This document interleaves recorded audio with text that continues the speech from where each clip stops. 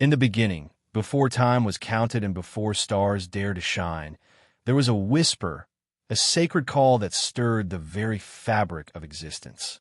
This whisper grew into a song, echoing through the vast expanse of the cosmos, weaving tales of courage, faith, and redemption. Welcome to a realm where destiny is forged in fire and miracles walk the earth. Here, the prophets journey across shadowed deserts and celestial skies, carrying the light of truth against the tides of darkness. Their stories are etched not only in ancient scrolls, but in the beating hearts of those who dare to believe. This is not merely a chronicle of events. It is a saga of souls, a tapestry of divine encounters, where every step unfolds a deeper mystery and every word ignites a flame within. Prepare to embark on a voyage beyond the veil of the ordinary, where legends breathe, faith is a sword, and redemption is the ultimate conquest. The path of the prophets awaits. Will you dare to follow? Chapter 1. The Whisper in the Wilderness. In the time before time had a name, when the world still trembled with the breath of its creator, there came a voice. Not thunder, nor wind, nor fire, but a whisper curling through the wilderness, threading its way through the stones and sands and sleeping valleys. It called not with words, but with knowing, a summons older than language, deeper than memory. The mountain stood in solemn silence, veiled in mists untouched by sun or moon. And in their shadow, a man wandered, barefoot, cloaked in dust, eyes aflame with the question that stirred the stars. His name was Eshan, the Seeker. Born under the crescent moon of a forgotten tribe, his heart bore no allegiance to kings or gods of stone. He sought only the source, the one who breathes the breath of life. For 7 years, Eshan had wandered the sacred desolation, where no beast dared tread and no water dared flow. His skin was leathered by the sun, his voice hoarse from silence. He had buried his fears beneath cairns of stone, carved his prayers into canyon walls, and still the heavens remained sealed. Until the 8th morning of the 7th year. It came with the dawn, not as lightning nor vision, but a warmth behind the breastbone, a stillness in the wind. He stopped. The air no longer moved. The desert itself seemed to hold its breath. Then came the whisper, not from without, but within. Eshan, it said. No tongue could shape that sound, yet he heard it clear as a trumpet. You have walked long. Now walk no more. Stand where the earth meets the sky. He fell to his knees, not from fear, but recognition. The voice was not a stranger. It had been with him in every step, hidden beneath every silence. He had not been alone. Never had he been alone. And so the journey began, not of feet, but of flame. Eshan rose, not as a man weary from years in the wild, but as one awakened. The air seemed to sing with unseen strings. The stones beneath his feet hummed with purpose. He turned not toward the past, but to the east, where the sky blushed gold behind jagged peaks. That was the direction, not chosen, revealed. The whisper guided him, though it spoke no more. He followed the silence as if it were sound, as if each footstep was already written in the dust by a hand unseen. The mountains loomed, ancient and unmoved, but now he understood. They were not obstacles, they were thresholds, guardians of the deeper journey. As he climbed, the air grew thin and sharp, and the world below fell away like old skin. Clouds drifted below his feet, and stars began to flicker even before night. The heavens bent close as if to witness.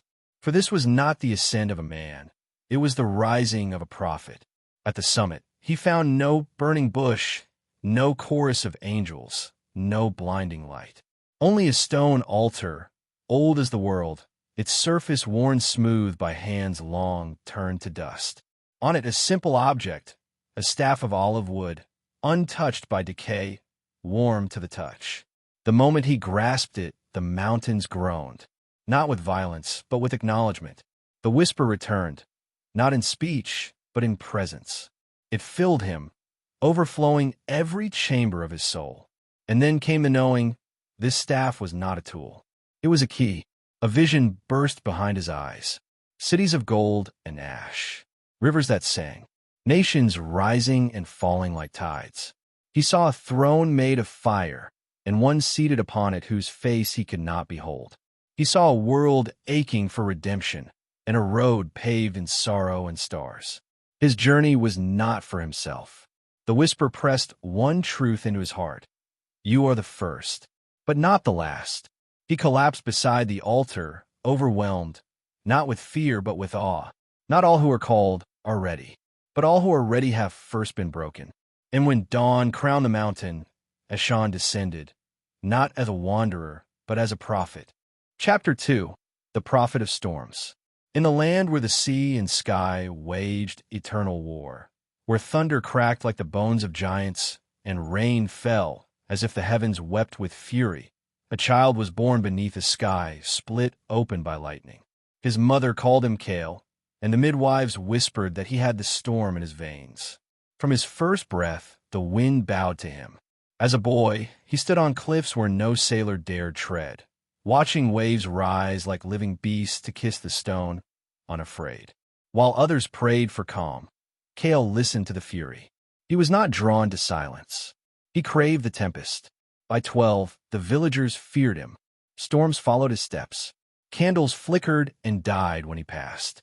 Once in anger he screamed, and the sky screamed back.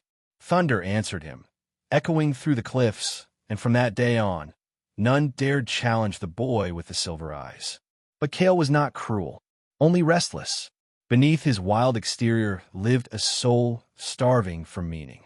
He saw visions in the rain, cities swallowed by flood, voices singing from the depths, a serpent of smoke coiled around a burning tower. He did not know what these meant, only that they were not dreams. One night, a tempest unlike any before rose from the sea. Waves swallowed boats like insects, and lightning danced upon the water like swords drawn for war. Kale climbed the highest cliff, not to escape, but to witness. The wind tore at his clothes, the rain stung his skin, but he stood unmoved. And in the heart of the storm, he saw her, a woman cloaked in mist and crowned with stars. Her eyes were the color of distant thunder. She did not speak, but her presence rang through the storm like a bell without sound. She raised her hand, and the storm froze. Not a single drop fell. Time itself held its breath. Then came the voice, not hers, but the voice of the deep, the same that once whispered to Eshan in the wilderness. You're the tempest made flesh, not to destroy, but to awaken. Go forth, prophet of storms. Let thunder be your herald, and wind your witness. In that moment, the lightning did not strike Kale, it entered him. It kissed his heart and crowned his brow. His hair turned to silver, and his voice deepened with ancient echoes. He felt at his knees, not in pain, but in reverence. When the storm broke, he descended to a world forever changed. The people gasped at the sight of him. Their fear turned to awe. Wherever Kale stepped, the clouds followed. The winds obeyed his thought. He spoke once, and rain fell in the desert. He sang, and the sea calmed. But he did not seek worship. He was no god. He was a message-made man. Kale wandered the lands where thunder had never dared speak, and in his wake, the sky remembered its voice. He came to cities where greed had built towers of glass, and he shattered their silence with wind. He crossed deserts whose people had forgotten rain, and he summoned clouds with a breath. Not as punishment, but as prophecy. For Kale had seen what was coming. A rising tide, a reckoning.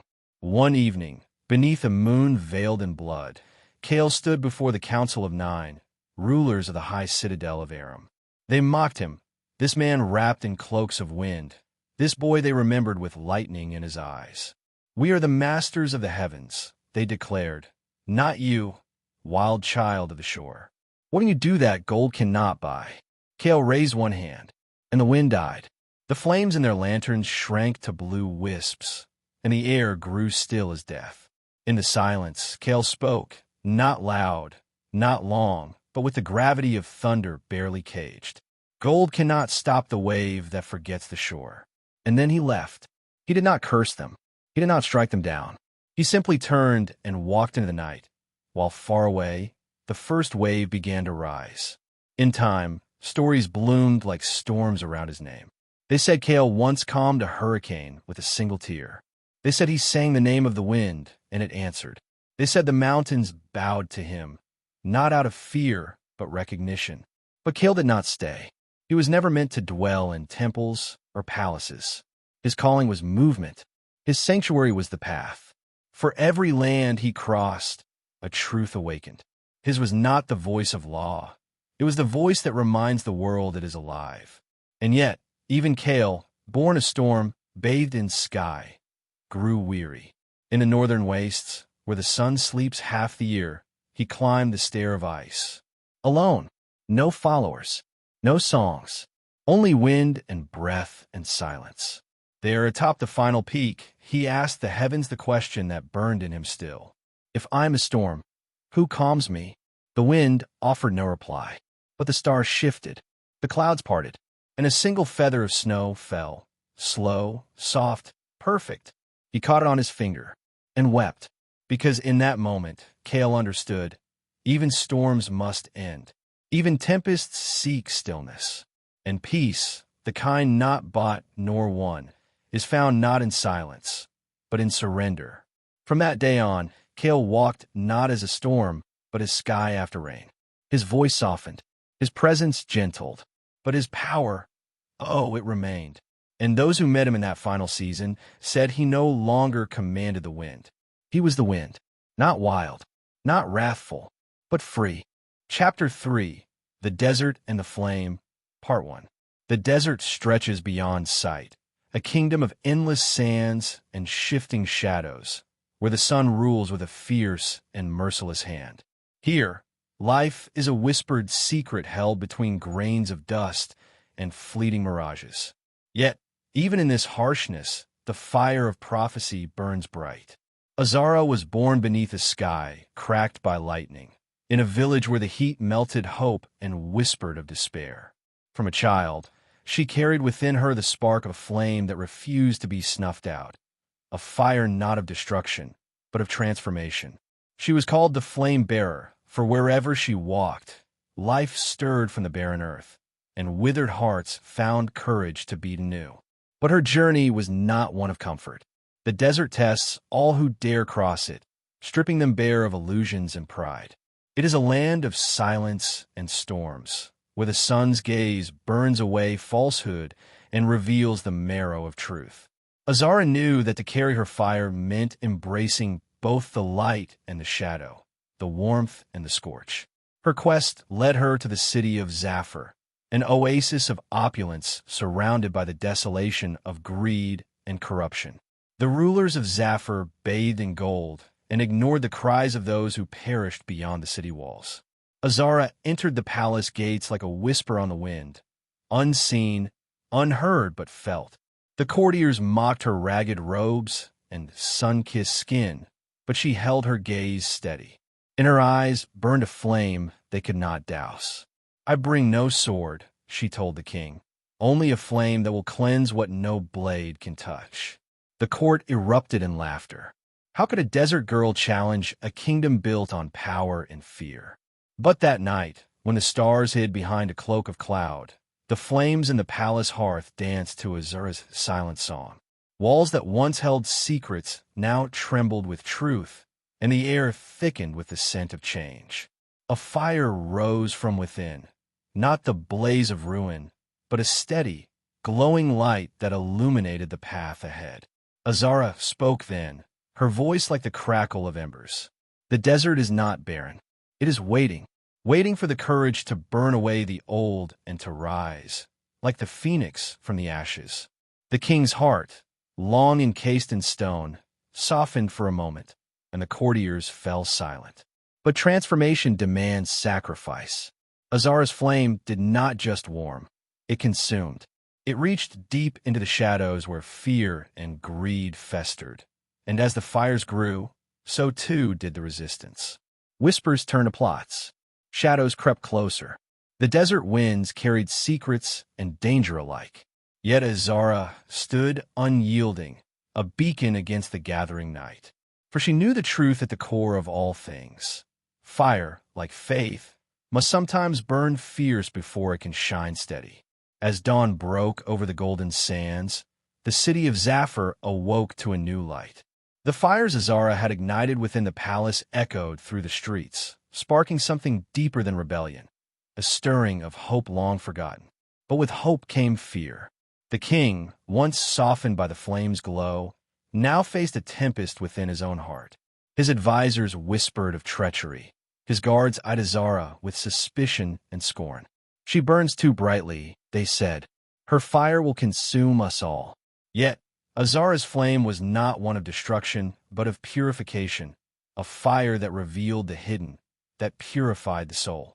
She walked through the city's markets, the alleys where the poor and forgotten lived, and the temples where the faithful sought answers. Wherever she went, her presence stirred the air like the first breath of a coming storm.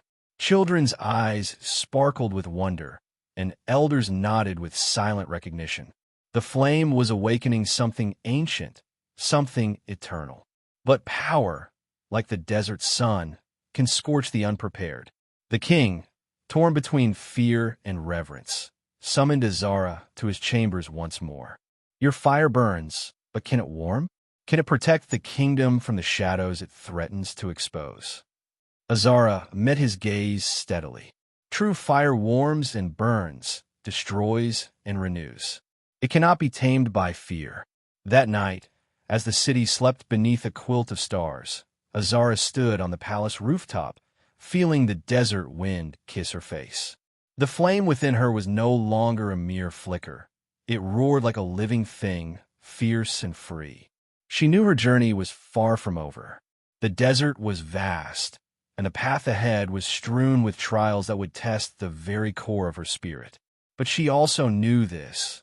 The fire that burns from the center cannot be extinguished by the darkness at the edges. It is the fire of the soul, unyielding, eternal, and boundless. Chapter 4. The Veil of Shadows. The sun had long retreated beyond the distant mountains, leaving the sky painted in shades of violet and deep indigo. The stars began to prick the heavens, one by one, like scattered diamonds in an endless tapestry. But beneath this celestial dome, the world was shifting. The air grew heavy, thick with an unseen presence, a whisper of something ancient and restless stirring just beyond sight. Azara walked through the narrow streets of Zafir, her footsteps echoing softly against stone walls that had witnessed countless tales of glory and despair. The city was cloaked in silence, but it was a silence that screamed with tension, as if every shadow was alive with secrets. She felt the weight of it pressing on her heart, a creeping doubt that tried to unravel the certainty she had fought so hard to embrace. The veil had come. It was not merely the absence of light, but a deeper, more sinister cloak, a shroud woven from fear, mistrust, and confusion. It was the veil of shadows, cast not by the setting sun, but by the restless fears that haunted the souls of men. Azara knew well the danger of this veil. It was the enemy of clarity, the thief of peace, the great divider of truth and illusion. When the veil settled, it twisted thoughts and feelings like a storm twisting branches. It bred suspicion where there should be trust, and uncertainty where there should be faith. She stopped for a moment, lifting her gaze to the sky, where stars shimmered cold and distant. "How do I pierce this darkness?" she whispered to the night. As if in answer, a soft breeze stirred, carrying with it the scent of ancient cedar and myrrh, a fragrance that spoke of forgotten wisdom and hidden power. Azara followed the scent like a thread, leading her beyond the city walls to a forgotten temple nestled among gnarled olive trees. There, in the temple's shadowed sanctuary, waited an old seer draped in robes woven from midnight and silver, her eyes like twin moons reflecting the cosmos. The seer's voice was a quiet melody, threading through the stillness.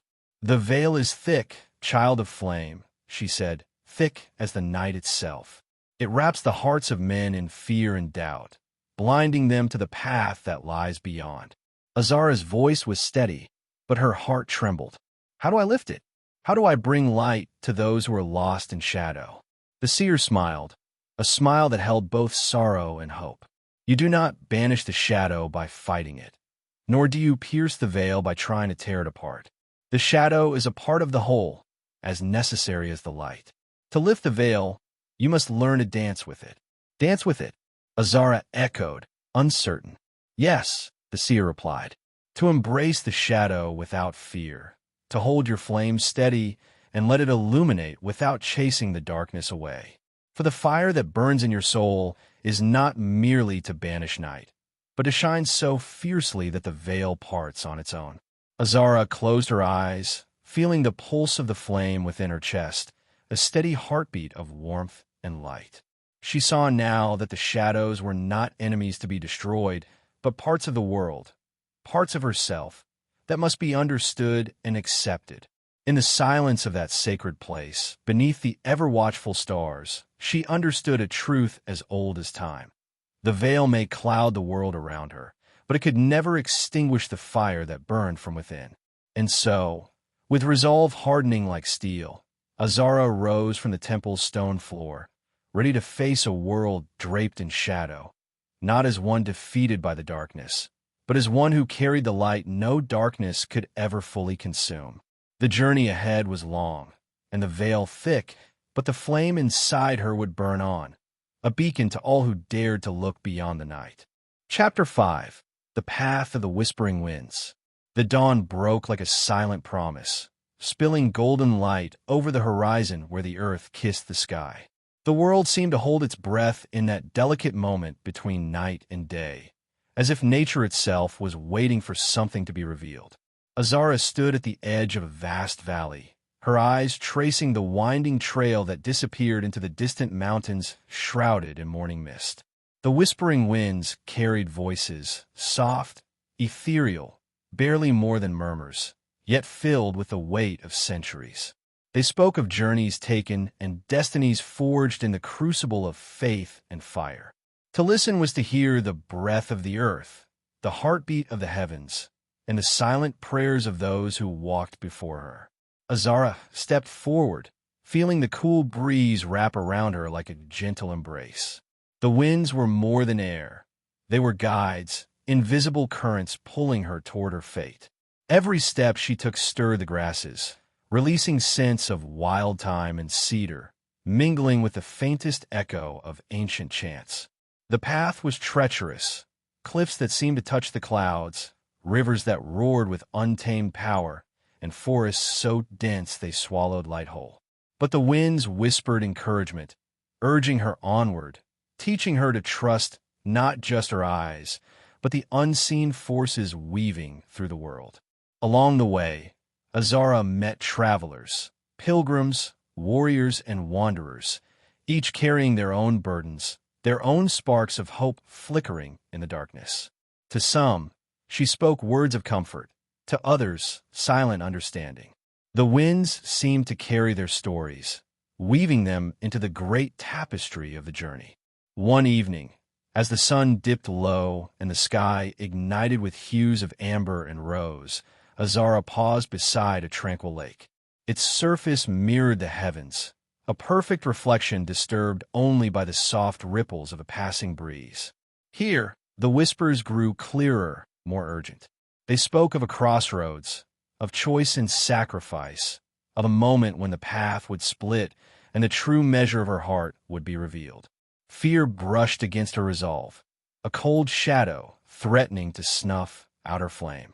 But the winds, ever gentle yet relentless, reminded her, courage was not the absence of fear, but the decision to move forward despite it. In that sacred silence, Azara made a vow, not just to herself, but to the unseen forces that had carried her this far. She would walk the path of the whispering winds, embracing every trial, every shadow, every light. For in their dance lay the secret to her redemption and the salvation of those who awaited the dawn. The journey was no longer hers alone. It belonged to the wind, the earth, and the countless souls bound by the same ancient promise, to seek, to endure, and to become. Chapter 6. The Flame of the Hidden Sanctuary. Night had fallen like a silken veil, draping the land in shadows where only the stars dared to pierce the darkness. Azara moved quietly, her steps barely disturbing the earth beneath her feet. The path she followed was ancient, forgotten by many, but alive with the whispers of those who had once walked it before. Ahead, the hidden sanctuary awaited, a place spoken of only in hushed tones, with a boundary between the mortal world and the divine thinned to a whisper. As she approached, the air shifted. The scent of cedar and myrrh mingled with the cool breath of the night, and a sacred stillness settled around her like a cloak. The sanctuary was carved from stone, nestled between jagged cliffs, its entrance framed by twisting vines and illuminated faintly by the glow of fireflies that danced like tiny stars caught in an eternal embrace. Inside, the walls bore the marks of time, ancient symbols etched deep into the stone, shimmering faintly as if alive with their own secret power. The sanctuary was not merely a place. It was a living memory, a heart beating with the pulse of countless souls who had sought its refuge and wisdom across ages. At the center stood an altar, simple yet majestic, holding the eternal flame, a fire that burned without smoke or ash, a beacon of unwavering light. This flame was said to embody the essence of faith itself, a light that could only be kindled by those pure in heart and resolute in spirit. Azara stepped forward, the weight of destiny pressing upon her shoulders. Her fingers trembled slightly as she reached toward the flame. The moment her skin brushed its warmth, a surge of energy coursed through her veins, igniting every fiber of her being. She closed her eyes and was drawn into a vision, a tapestry woven from light and shadow. She saw the prophets of old, their faces etched with wisdom and sorrow, their voices carried on the wind as ancient songs of hope and sacrifice. She witnessed their struggles, their moments of doubt and triumph, their unyielding devotion in the face of despair. The sanctuary whispered to her, telling tales of redemption and renewal, of journeys not ending but transforming. In the heart of that vision, Azara realized that the true trial was not of strength or knowledge, but of surrender.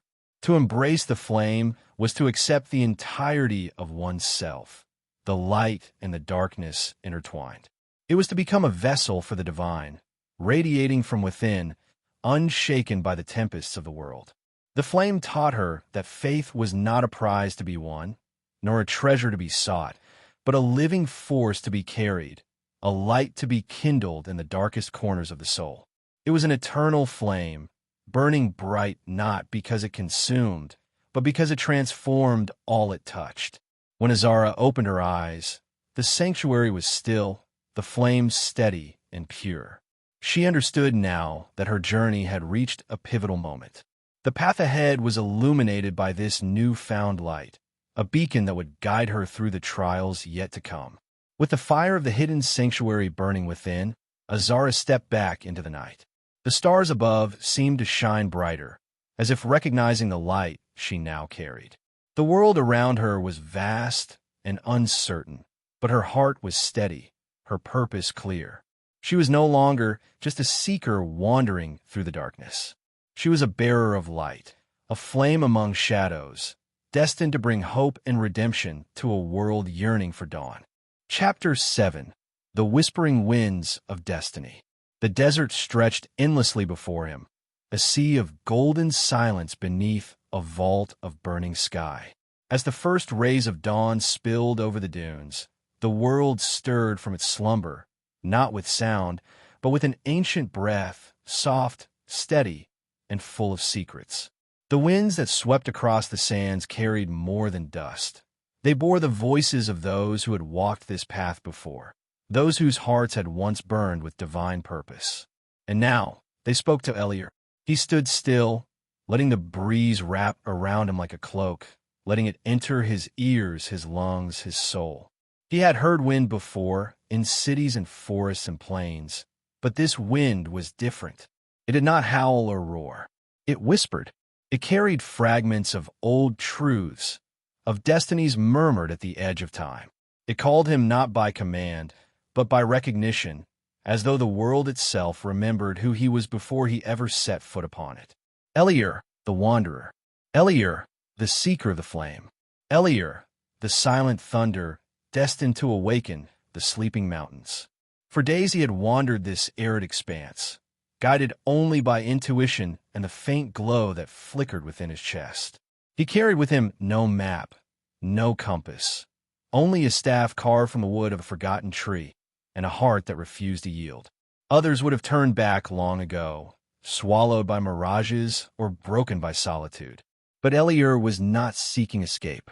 He was seeking truth. And truth, as the old scrolls said, was not found in comfort. Ahead, rising from the sands like the back of a slumbering beast, loomed the dunes of Saphar, a sacred formation said to shift according to the will of the divine. Pilgrims of old spoke of being swallowed by them, tested within their ever-changing corridors, and emerging only if deemed worthy.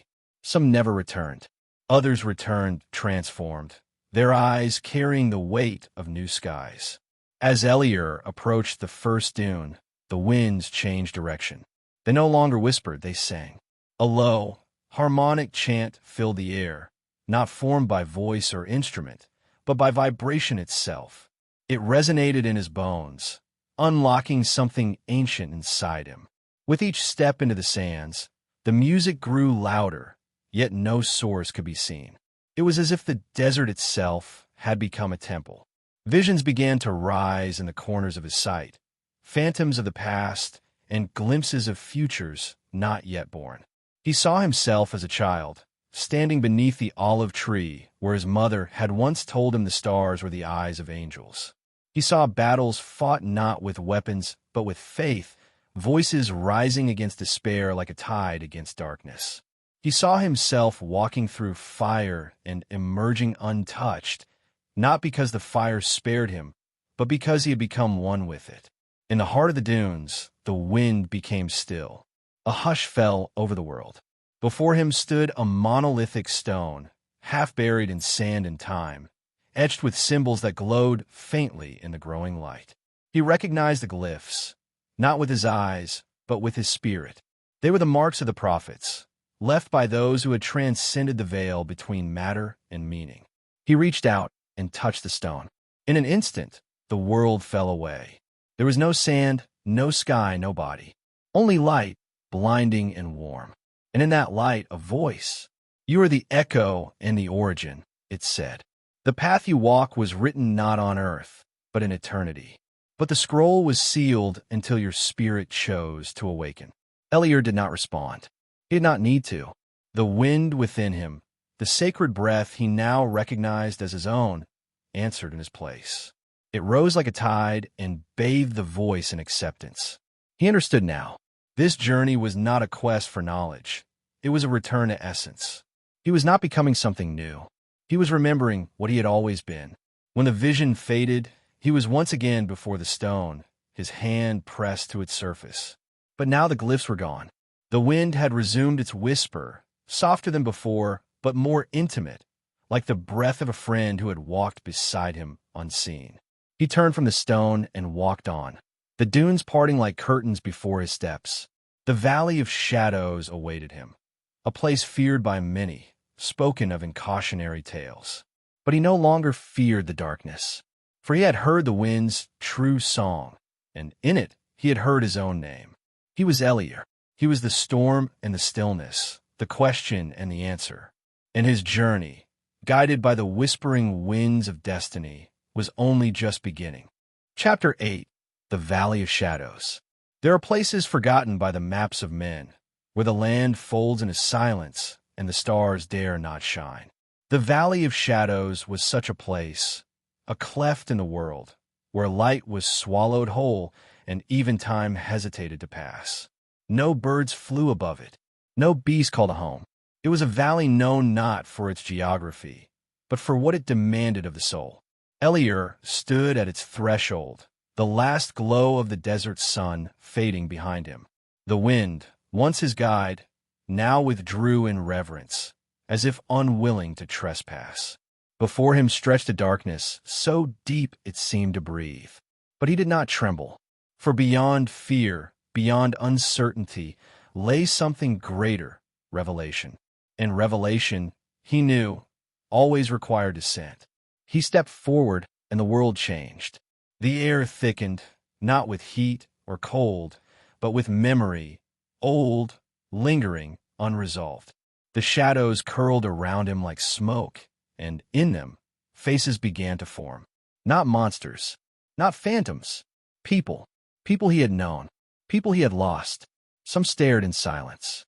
Others spoke without mouths. You left us. You failed. You were never enough. Each voice struck like a drumbeat in his chest. Yet Eliur kept walking. He knew what this was. Not a curse, but a trial. Not a punishment, but a purification. The valley did not seek to destroy him. It sought to reveal him. With each step, the darkness thickened. And with it came the echo of his own voice, his regrets, his questions, his hidden desires. Why me? Am I worthy? What if I am wrong? But the silence answered with patience. It did not justify nor condemn. It only mirrored. And in that reflection, Eliur began to see what had always been hidden beneath the surface of his mission, his humanity. Not as weakness, but as sacred ground. The prophets were never chosen because they were flawless. They were chosen because they were willing to walk through fire. He remembered the stories now, not from scrolls, but from the soul. Of Jonah, who fled his calling and found God in the belly of the deep. Of Elijah, who called down fire but wept beneath the broom tree. Of David, who danced with joy yet wept with shame. None had escaped the valley. All had been reshaped within it. Suddenly, the path beneath Eliur's feet disappeared. He tumbled into a pit of ink, weightless, breathless, surrounded by a nothingness so vast it deafened him. Panic rose. His hands grasped for anchors. His voice cried for help. But nothing came. There was only the void. And then light. A single flame, flickering in the distance. He drifted toward it, not by will, but by surrender. The flame grew brighter, and within it stood a figure, cloaked in robes of starlight, with eyes like molten gold. It bore no name, for none was needed. Eliur fell to his knees. "Who are you?" he asked. The figure did not answer with words. Instead, it placed a hand upon Eliur's heart. And in that instant, he understood. The shadow was not an enemy. It was the unacknowledged part of himself, the unwept sorrow, the unseen doubt, the unloved wound. And to ascend, one must descend first. To carry the light, one must first meet the dark. The figure dissolved into the flame.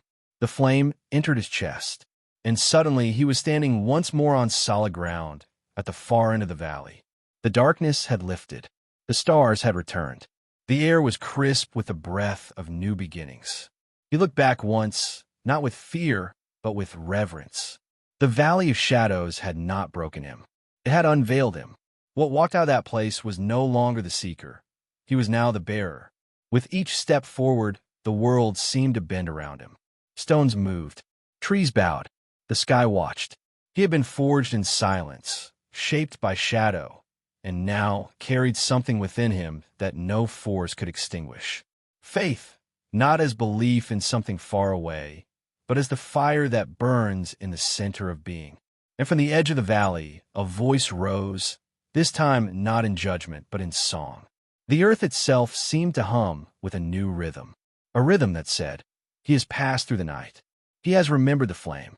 And the journey continued. Chapter 9, The Scroll of the Winds. High above the scorched plains and crumbled altars, with a sky opened like a great vault of sapphire, there lay a peak known only to the ancients, the summit of Ever. It was said that from its crest, the breath of the world could be heard. The winds that carried the first names of the stars, the sighs of forgotten kingdoms, the whisper of prayers never spoken aloud. There, sealed beneath the bones of time, rested the scroll of the winds. Few ever dared approach Ever. The climb was not of rock and snow, but of silence. For every footstep upward stripped away a voice, a memory, a layer of self. Only those who could reach its crown empty would find the scroll not as artifact, but as revelation. Eliur knew this, and still he climbed. Days passed without sun or moon. The heavens remained veiled, the air thinned. Birds ceased to follow. His own breath became his companion, the rasp of flesh grappling with altitude. Yet what weighed most was not the path beneath him, but what stirred within. Questions long buried began to rise like smoke. What if I misheard the call? What if the words I carry are not enough? What if the heavens fall silent? Still he pressed onward, past frost-slicked stones and cliffs carved by the weeping of giants. His cloak, torn and frozen, flapped like a banner of surrender. His staff, worn by many miles, now bore the etchings of each prophet's journey before him. He was no longer alone, not in spirit, nor in blood. At last he reached the summit. It was not a throne. It was not a temple. It was a circle of standing stones, each one veined with silver and humming with a sound that was not sound, a resonance that moved through bone and soul. In the center, resting on a pedestal of wind-carved obsidian, was the scroll of the winds. It shimmered, though no sun touched it. It moved, though no hands turned it. It waited. Eliur approached, but the moment he stepped into the circle, a gale erupted, not to push him back, but to test his footing, his grounding, his inner weight. The winds howled not as warning, but as remembrance. And in their cry, he heard voices, not of men, but of prophets who had come before. "Speak not with your lips," Eliur once said. "Speak with your silence. Read not with your eyes," said another. "Read with the fire behind them." He dropped to his knees, trembling, not from cold, but from the enormity of the presence that enveloped him. He reached for the scroll, but it unfurled on its own, revealing no ink, no symbols, only wind. The wind became word. The word became vision. He saw the desert bloom at a single whisper. He saw cities rise and fall at the breath of a name. He saw prophets wandering through time, not to change fate, but to align with it. He saw his own face, not as it was, but as it had always been. And then beyond even that, he saw nothing. And in that nothing, he finally understood. The scroll was not a message. It was a mirror, a sacred mirror that revealed the soul's true language, vibration, movement, intention. Not thought, not doctrine, but breath itself, the divine rhythm that all creation danced to. He wept, not out of sorrow, but out of recognition. He had not come to receive something new, but to remember something eternal. As he stood, the scroll closed itself, its task complete. The winds died down, but not into silence, into stillness, a stillness filled with meaning. The stones around him no longer hummed. They listened. Eliur stepped away from the circle, changed not in form, but in essence. He did not speak. He did not need to. The scroll of the winds had awakened in him a truth that no storm could scatter. As he descended the peak, clouds parted above, and for the first time in what felt like 100 lifetimes, sunlight fell upon the land. Not harsh, not blazing, but gentle and warm, like the first breath after birth. Below, the world awaited, and Eliur knew he no longer walked as a seeker, nor even as a prophet. He walked as a voice, one that did not speak from the throat, but from the soul. And wherever his feet touched, the wind stirred. Not in chaos, in recognition. The bearer of the scroll had returned, and with him, the winds would sing again. Chapter 10. The waters remember. Beyond the cracked earth and whispering hills, past the lands where wind told secrets and fire carried prophecy, there stretched the sea of Eshera, a great body of water untouched by maps, hidden by time and veiled in memory. It was said that in its depths lay the first covenant, etched in currents and sealed in salt. Here, where the stars kissed the waves and the moon bent low to listen, Eliur arrived for the 10th trial. He stood at the shore, barefoot, his reflection trembling in the mirrored tide. The sea was still, impossibly still, as though holding its breath. No gulf flew overhead. No breeze dared to disturb it. It was as if all of creation waited for a single word. But Eliur did not speak. He knew the language here was older than syllables. It was the language of remembrance. He stepped into the water. At once, the sea recognized him. It did not surge. It It did not rise. It opened, like a womb, like a memory long denied, like a gate that had been locked not by key, but by forgetting. He waded deeper, and the water shimmered around him with visions. They swirled in currents that wrapped around his ankles, rose to his knees, brushed his chest like the hands of unseen ancestors. He saw children laughing beneath the waves, not drowning but flying. He saw an old city, half submerged, still singing to the stars. He saw a woman cloaked in silver, standing at the edge of the world, casting prayers into the deep. And then he saw himself, as a boy, alone by another sea, whispering questions into the tide that no one ever answered until now. The waters rose to his shoulders. The world above blurred. He let go of the air in his lungs. He surrendered, not to drowning, but to memory, and the sea embraced him. Beneath the surface, light bent into symbols, and symbols became stories. 1,000 lives, 1,000 voices, not his past, but humanity's. Not one lineage, but all. He floated not as Eliur, but as witness. The water showed him wars sparked by pride, healed by grace, lands torn by flood and renewed by faith. Faces he did not know, but hearts he recognized. Each beat, each breath, each cry, part of him. And then came the song, low and ancient. It vibrated not through ear, but through marrow. It was sung not in words, but in waves, tides rising and falling in perfect cadence. The song of Asherah, the lullaby of the deep, the memory of God in liquid form. It spoke, "You were never alone. You were never separate. You are the echo and the origin. You are the one who remembers." He opened his eyes beneath the sea, and where there had been water, there was now light. A luminous realm, soft and golden, where time paused and form dissolved. There at the center floated a sphere, no larger than a heart, no heavier than a tear. The heart of Asherah. He reached out, not with hands, but with truth. The sphere pulsed once, then entered him. It did not lodge in his chest. It became his chest. The sea did not offer him a relic.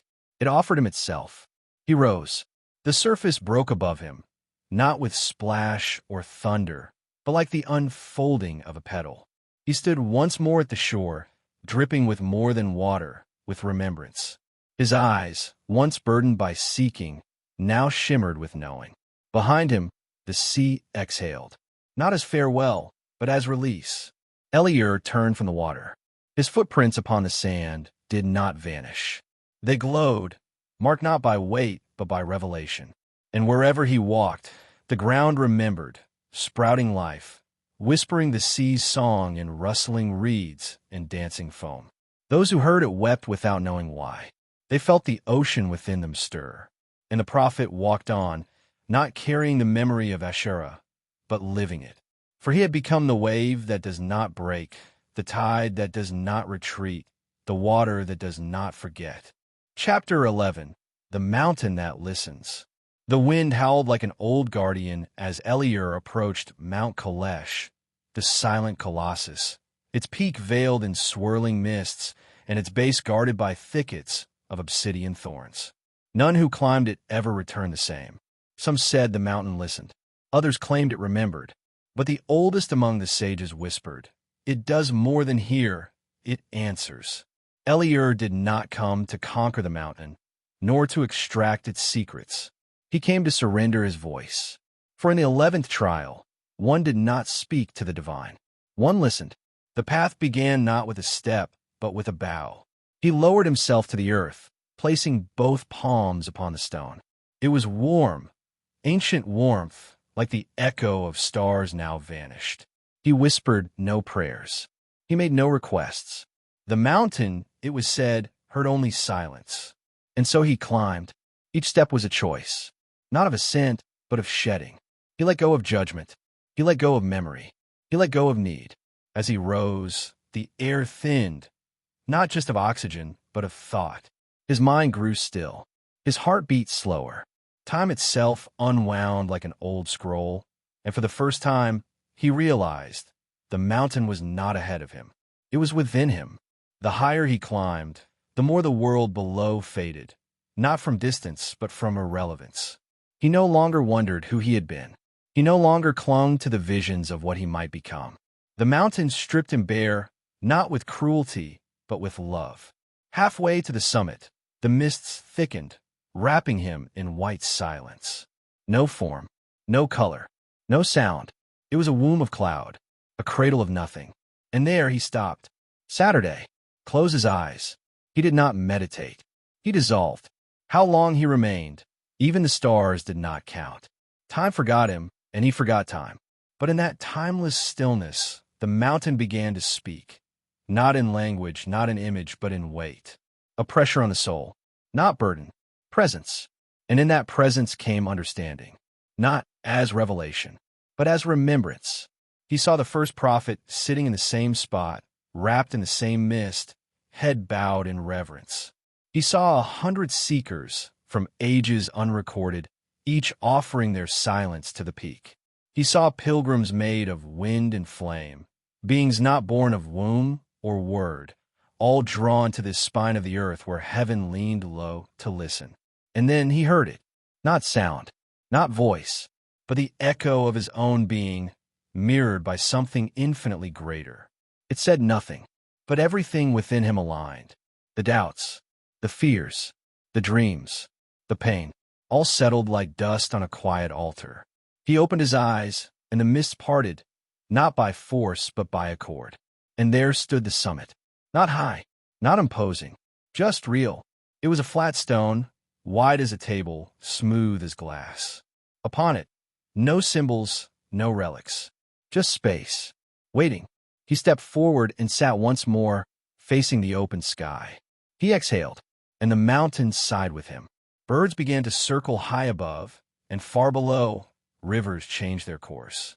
The wind carried new patterns, and the clouds rippled with golden veins. The prophet had not spoken. He had listened, and by listening, he had become part of the voice. From that day, the mountains sang to all who dared approach, not with words, but with stillness. And those who came seeking answers found only themselves. And that was enough.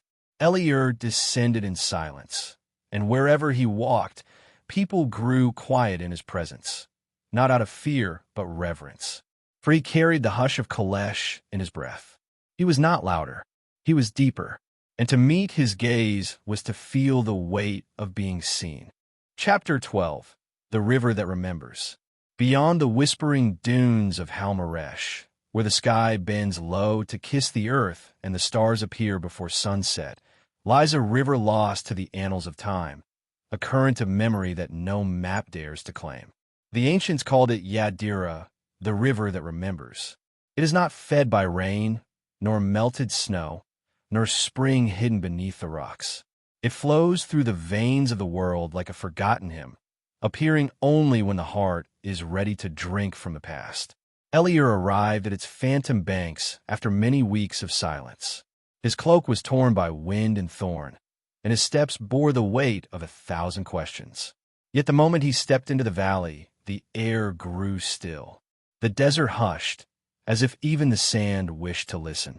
And there was the river, wide, still, glowing with a light that did not come from the sun, but from within itself. It pulsed like a memory, trying to surface, silver and slow, winding like a thought across the sleeping land.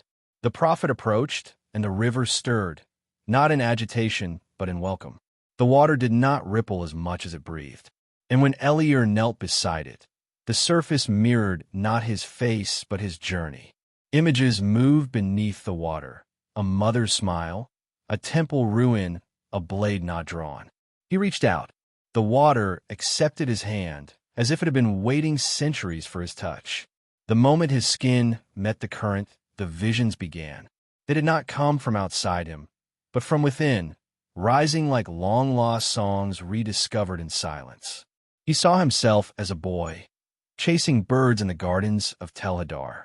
He saw the first time he heard the voice of the flame that knows. He saw the grief he never dared name, and the hope he kept hidden even from his prayers. The river did not show him what he wanted. It showed him what was. But it was not only his memories that flowed in the current. He saw the dreams of others, strangers, kings, slaves, lovers, wanderers. He saw humanity unfolding in endless spirals, acts of cruelty undone by a whisper of kindness, betrayals that birthed movements of truth, wounds that became windows. He saw the first fire, the one that lit the stars, not with heat, but with will. He saw the garden before names, where everything simply was and nothing needed to be understood to be sacred. He saw the day of silence, when even the wind refused to speak, and in that stillness, the voice of the infinite roared. The river whispered to him, not in words, but in patterns of feeling. You have come far, not to learn, but to remember. And Eliur wept, not from sorrow, but from recognition. Every tear he shed returned to the river, and in doing so, became part of the great memory. Nothing was lost. Nothing ever had been. The sun dipped low, and the stars returned, crowding the heavens as if to witness what no eye could truly see. The river pulsed brighter in their light, and Eliur lay beside it, eyes closed, hand in the water, soul open. That night, he did not sleep. He dreamed awake, and in that dream, he understood what no words could carry. That memory is not a chain, but a compass. That time is not a river, but an echo, and that he, like all beings, was not separate from the source, but a ripple within it destined to return. When dawn broke, the river was gone. The valley was dry. The wind had returned. But Eliur did not mourn the disappearance. He had not come to take water with him. He had come to become it. And as he walked away, the ground beneath him seemed softer, as if it too remembered. In the villages he passed, people began to hum melodies they had never learned. Children woke with names on their lips, names of ancestors long buried. The sick felt lighter. The angry found rest, and no one could say why. But somewhere, in the hush before sleep, a voice would rise within them all. The water remembers. Eliur, prophet of the journey, carried no scroll, no relic, no sermon. Only stillness, only presence. For in becoming the memory, he had become the mirror, and whoever met his gaze found themselves reflected not as they were, but as they had always been. And so the world began to remember itself. Chapter 13. The Tower of Unheard Prayers. There is a place beyond the reach of most maps, where the stars hang low and the sky folds like fabric around a forgotten peak. Travelers call it the Crownless Mountain, but among the prophets, it is known by another name, the Tower of Unheard Prayers. Eliur arrived beneath its shadow at twilight, guided not by compass nor vision, but by a silence that tugged at the soul like a distant memory calling home. The air grew denser the closer he walked, and the birds ceased their flight, hovering as if uncertain whether they belonged to the world that lay beyond. The mountain was not carved from stone. It was formed from voices, millions, perhaps more, pressed in a matter by the weight of yearning. Every inch of its height shimmered with quiet sorrow, each step of its slope inscribed with the unspoken. It did not rise in glory, but in ache. Yet its majesty was undeniable, like a wound too ancient to fear. The base of the tower bore no door, for one does not enter the realm of unanswered prayers by force, but by surrender. Eliur sat upon the threshold and closed his eyes. He did not speak. He did not beg. He simply listened. At first there was nothing, but as night deepened, the silence thickened until it became voice. The voices did not shout. They murmured, not in words, but in aching tones. They came from every age, every land. A woman's plea for a child, a beggar's cry for mercy, a ruler's whispered apology, a prisoner's gasp for dignity, a prophet's prayer not to be followed. All of them floated upward, layer by invisible layer, building the tower not with stone, but with longing. Eliur felt them pour through him, not as pain, but as truth. Prayers not denied, but not yet answered. Wishes too heavy for the moment that birthed them. Then a question rose from within the tower, not asked aloud, but carved into the air. Do you still pray when no one answers? Eliur did not speak. Instead, he placed his hand upon the tower, and in that gesture, offered the only response needed. The tower shuddered. The voices within did not fall silent, but harmonized. Like threads pulled into alignment, they began to shift. And in that shift, something ancient stirred. A doorway opened, not before him, but within him. And so began the ascent. There were no stairs, only moments. Each level of the tower was a memory, not his own. The joy of a farmer at the first rainfall after famine. The last breath of a warrior cradled by his daughter. The trembling hands of a blind sculptor tracing the face of a statue he never saw but always knew. The tower did not contain prayers as one might expect. It contained the lives behind them, the sacred ache of those who dare to hope, even in despair. It was not a graveyard of forgotten pleas. It was a cathedral of endurance. At the summit, there was no altar, only wind, and in that wind, a soundless voice. The prayer is not what you ask. It is what you become in the asking. Eliur fell to his knees, not out of awe, but recognition. He had spent much of his journey carrying the words of others, interpreting the symbols, deciphering the silences. But here, atop the tower of unheard prayers, he understood. Not all prayers must be answered to be fulfilled. Some must simply be heard. And the hearing itself, deep, raw, and unflinching, was the answer. As he descended, the tower began to change. It did not crumble. It did not rise. It became transparent, like mist kissed by sunlight. The voices remained, but they no longer cried. They sang, not with joy nor sorrow, but with the strange, holy resonance of being received. The mountain became visible only to those who truly listened. And Eliur, bearing no tablets, no relics, no proclamations, returned to the world. But wherever he walked, people paused, not knowing why their hearts felt lighter or their grief a shade less heavy. For the prophet now carried a silence that heard everything, and wherever he listened, the unheard prayers began to hum. Chapter 14, The Silent Judgment. In the vast expanse of the prophet's mind, a battleground unfolds, a place where thoughts clash, opinions rise like storms, and the restless judgment of the soul wages war against peace. Yet, above this turmoil, a greater silence reigns, a silence that knows no judgment, no comparison, no defense. A mind burdened with ceaseless judgment is like a turbulent sea, churning endlessly, never still, never clear. It judges the world in fragments, dividing light from shadow, friend from foe, truth from falsehood. It compares each moment to the last, each person to another, each belief to a rival. But this mind is lost. It is lost in noise, noise not merely of sound, but a vibration of distortion. It cannot receive the clarity that comes only when thought flows pure, unencumbered by resistance. For every judgment is a twist in the stream, every comparison a break in the thread of light.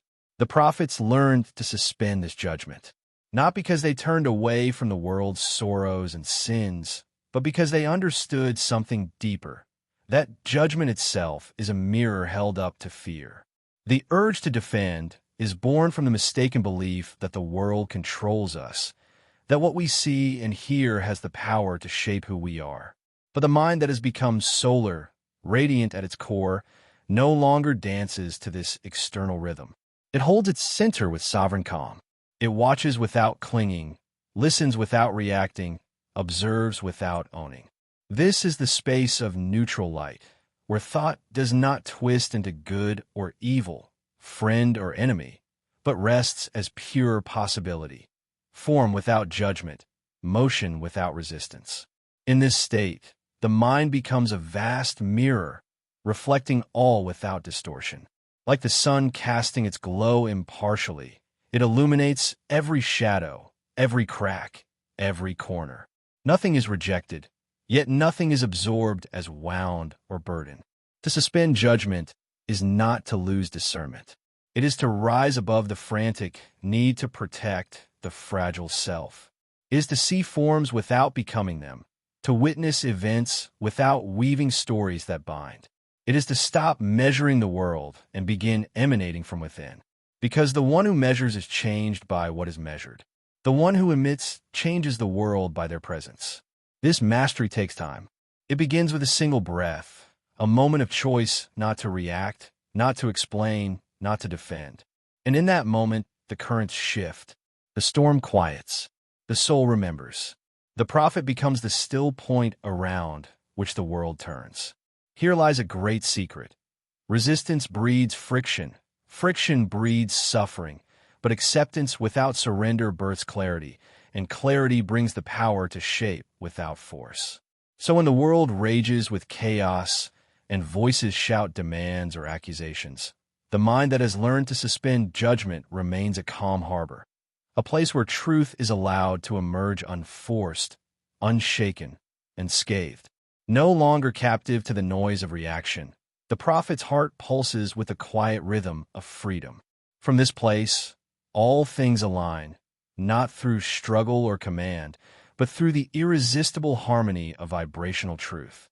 And so, the silent judgment becomes the highest form of listening, where the prophet no longer fights shadows, but dances with the light. Chapter 15. The center becomes the world. There comes a moment in the journey of the prophet when the seeker ceases to seek, when the thinker ceases to think as a person bound by limits, and instead becomes the very center from which all things flow. This is the culmination, the final awakening where thought transcends desire and becomes pure emanation of being. It is a moment beyond time, beyond form, where all that was learned and all that was practiced dissolve, not into forgetfulness, but into fulfillment. The restless mind that once wrestled with questions and wrestled for answers now stands silent, serene, like a sculptor who has laid down the chisel after the marble is shaped perfectly, reflecting his own essence. No longer is there striving, no longer is there the need to have, to grasp, or to hold. The prophet becomes the center of a vast unfolding, a radiant point of light from which existence itself pulses. What flows from this center is not wishes or commands, nor images shaped by desire or fear. It is pure vibration, being itself expressed without filters, without the distortion of ego, without the veil of persona. Some might call this divine embodiment, not as mysticism, but as a vibrational reality achieved by the soul that has renounced separation. Until this moment, thought had been a tool, a bridge connecting a self that wanted in a world that seemed distant and separate. But now, thought is no longer a tool. It is the expression of unity. It no longer serves intention. It simply is. It unfolds like a melody released from the silence of its origin, a song that has remembered its true note. And that note is not human, not confined by individuality or story. It is the totality itself, focused into a single point of consciousness. When the thinker stops being a person, they do not vanish, they become the world. They shed the limits of body, name, and history, becoming a pure axis, an infinite frequency, a vibrational identity without edges or boundaries. From this place, the I dissolves into a vast field, a mental field, a vibrational field, an organizing force. The world ceases to be external, becoming instead an extension of this center, a living echo of its being. Here lies a hidden truth. The external world was never truly separate. It has always been a dense projection of the deep currents within a mind. The great error was to believe the world existed independently, outside the self. But now, the prophet who has transcended persona recognizes the world as emanating from their own core, a visible form of an invisible state. There is no longer a need to change the world, only to hold steady in being.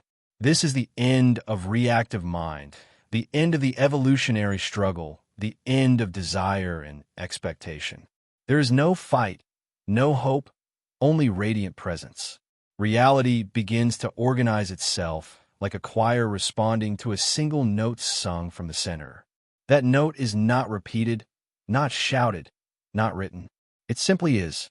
The being who has reached this height no longer needs to think to create outcomes. Their mere existence is order. Their breath is decree. Their stability is continuous creation, because they have ceased to be in the world and have become the world, not in physical form, but in vibrational essence. The law no longer operates as an external command, but flows as an unbroken current from within. The personality dissolves, not as negation, but as integration. The small self, the one that compared, judged, sought, and defended, has surrendered, not because it has died, but because it has been transcended. In its place, the true self, the solar self, takes residence.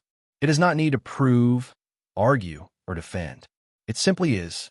This is the moment when the solar mind reaches its peak, not by mastering techniques, but by no longer needing them. Its frequency no longer depends on effortful thought. Its radiance requires no mental construction. Its world is born not from desire, but from permanence. For what remains organizes, and what organizes effortlessly sustains all that was once sought. Wealth, health, harmony, and beauty cease to be goals. They become the natural atmosphere of a being who has become a focal point of light. And that focal point no longer seeks the light, it is the light. Here ends the journey of thought as a tool, and begins the journey of thought as pure emanation. No longer must one visualize, affirm, or correct.